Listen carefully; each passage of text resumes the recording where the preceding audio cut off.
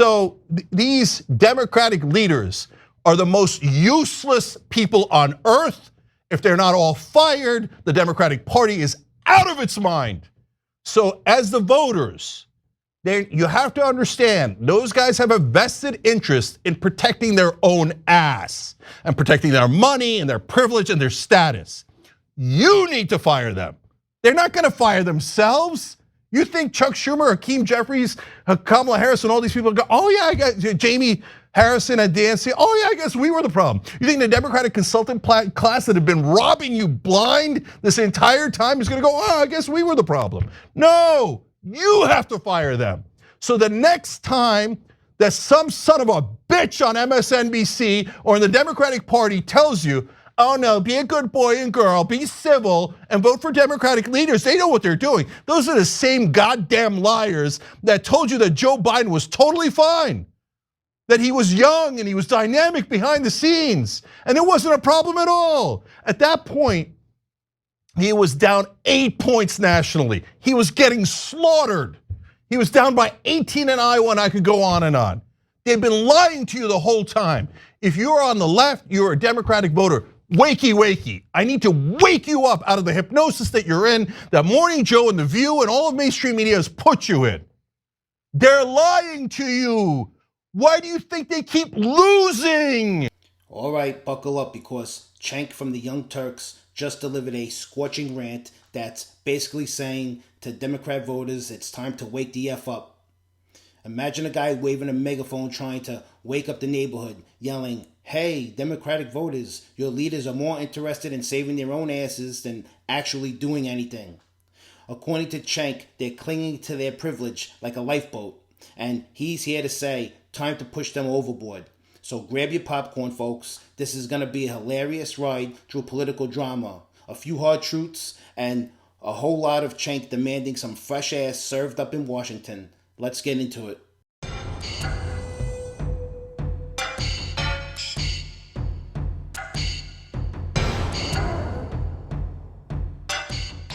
If you enjoy content like this, hit that thumbs up button and subscribe to the channel. It really helps me out a ton.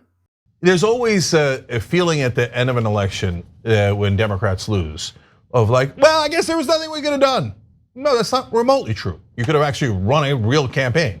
So what's a real campaign? So she put out some good things in the beginning, and we were excited about it. She had some economic populist policies about housing and price gouging, et cetera. We said, attaboy, and she picked 10 walls. That was a correct decision.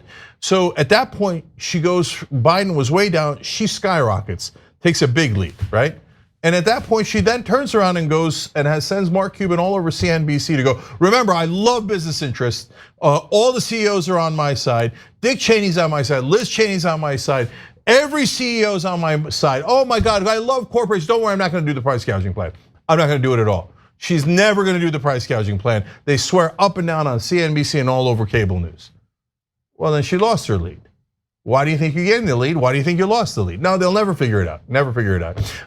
The housing plan is a pretty good plan. I would have been more clear that, hey, private equity will be banned from buying homes. These sons of bitches on Wall Street are buying all our homes and driving up the housing prices. And what happened? She almost never talked about housing again. So, and so guys, it also matters how you talk about things. So it's one thing to go, I have a good plan on housing, and then and here's my anodyne, normal, boring, dull ad on it, maybe, right? It's another thing to go, I'm gonna get those son of bitch Wall Street guys. Here's how much our housing prices were before private equity started buying up all the homes. Here's what they are now. Well, these guys are gonna drive us all out of the market. They're gonna take all of our homes and they're gonna turn us into renters, and they're gonna make us work for them the whole time. Now, if you tell a Democrat that, they go, no, that's so uncivil. Don't do that, please, no, that's so uncivil, right? You know what that resonates with? The average American who didn't go to Yale with you, okay? And who isn't planning to be a lobbyist afterwards, and who doesn't have nothing but banker friends. The average American wants you to be pissed, because they're pissed because they can't afford houses anymore. Look, Cenk, I'm with you 100%. Well, almost. I mean, picking Tim Walz was a big mistake. She would have been better off picking the governor from Pennsylvania. Maybe that would have stopped Pennsylvania from flipping red. But here's the thing. While you're out here roasting the Democrats for never getting it right, I can't help but wonder, why can't you see it either? Everything you're demanding that the Democratic Party do, Donald Trump is actually doing. That's why the people spoke up and made him the 47th president. If only there were a cure for this Trump derangement syndrome, you might just realize he's the one actually delivering what you're asking for. More. I went to a wedding down in Florida, a bunch of guys from Florida, New Hampshire, all over the country, right? Nobody fancy. It's a guy who led Wolfpack. These guys are real, like as salt of the earth as it gets, right? Every person I talk to, man, I can't buy a house. I got a decent job. I got a good job. I'm really, lucky, happy, etc. I got a good family, but it's impossible. It's impossible. I'll never be able to buy a house. So my parents had a house. Why can't I have a house? Why are we going backwards? I heard that everywhere. Imagine if somebody said, I'm not gonna stand for it. We had houses, you're gonna have a house. And if I gotta go after every son of a bitch on Wall Street, then that's what I'm gonna do, okay? Oh, no way. There's a 0% chance any weak Democrat will ever do that for you. They'll never fight for you. They'll never fight for you. And that's why they keep losing to ridiculous, moronic clowns like Donald Trump. How do you lose to a guy like that? Twice. You think they'll learn anything? They'll learn nothing. Nothing. What did Steve Cohen say today? I mean, look, I like the brother because he's honest, but Congressman Cohen came on here and said, we need to raise more money. Oh, come on, Jesus Christ. And he blamed the American electorate, but it's not his fault. He's actually one of the most honest guys in Congress. Because that is you did go talk about woke mind virus. A lot of that is BS. There's a Washington mind virus. Money's supposed to lead to victories. You raised $1 billion. Where the F is our victory? One more thing, paid family leave. So why do I keep talking about it? Because it's so obvious and it is indisputable. So if Kamala Harris, this was the plan that I wanted to get to Tim Walz, but I'm not connected enough, I'm not rich enough, I didn't donate enough, so I couldn't get to Tim Walz. What I wanted to say to them is, try to pass paid family leave in the middle of the election.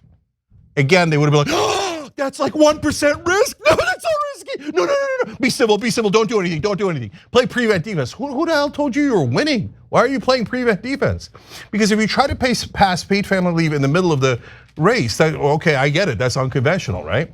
Well, what would have happened? You put the Republicans in a super tough spot because they got to either sell out their corporate donors or they got to sell out the average American. 84% of Americans want paid family leave. You go out there, you say, I'm gonna save those moms. I'm not having you send them back into the assembly line a day after they give birth. You're gonna pass paid family leave now, or you're gonna pass it the day after the election, after we kick your ass and take all your seats. So which one is it gonna be? And then that would force the Republicans to play defense and go, no, I'm against moms. I'm against 84% of Americans. I don't want them to have paid family leave. And then they're in a super tough spot because even 74% of Republicans want paid family leave. All right, let's set the record straight here. There's zero chance any so-called elite would actually fight for regular Americans. I can agree to that, but then along comes Donald Trump. And guess what? He's connecting with the American electorate like nobody else. And he's not doing it by pandering to the wealthy donors or insiders. He's speaking to the people, plain and simple. Sure, he's not part of the elusive billionaire club of victory that needs big donations and backroom deals to get things done. Nope, Trump's approach is simple and honest. And that's what's making him one of the most indisputable victors of our times. Nope, nothing. And they would never do that because they're not that smart. I hear, oh, they're so smart. No. These Democratic leaders are simpletons. They're servants of the donor class.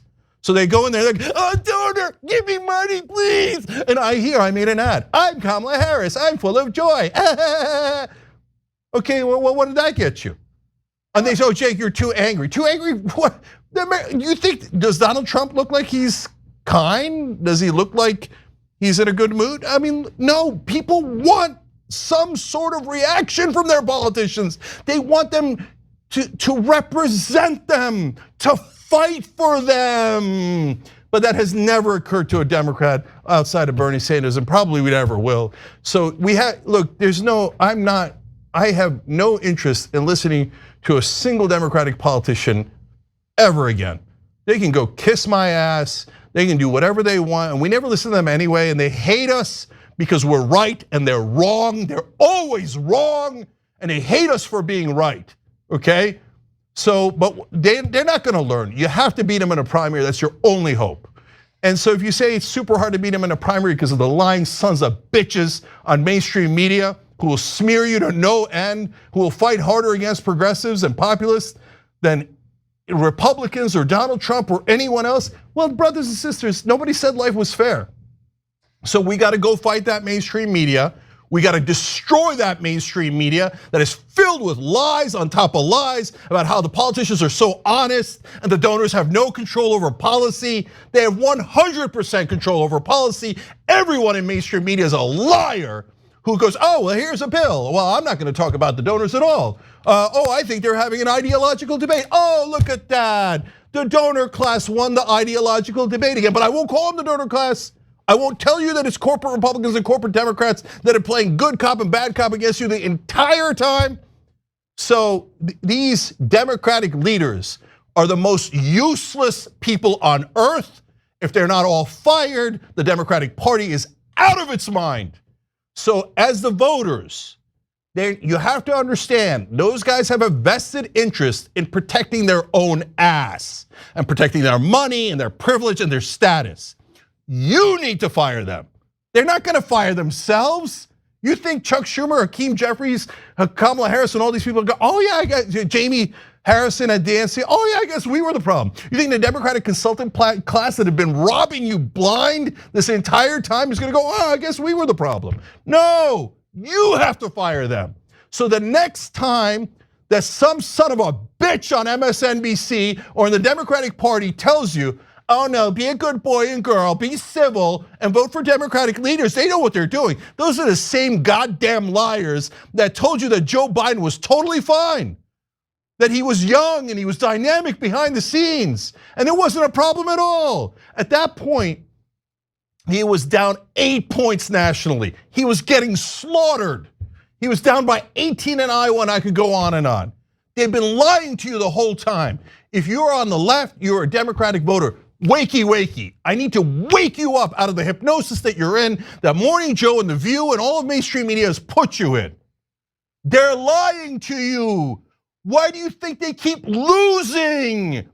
You think they keep telling you how smart they are and how they're gonna deliver you victories. And all they ever do is deliver loss after loss after loss. So Democratic voters, snap out of it. Cenk, I get it. I see your frustrations and I understand your pain. But here's the thing. I just can't feel sorry for you. And I'll tell you why. The way you're feeling now, that's exactly how the average American felt for the past 4 years under Joe Biden and Kamala Harris. Every time we filled up our gas tanks, shot for groceries, or paid our utility bills, we were hit with a reminder of how hard things had gotten.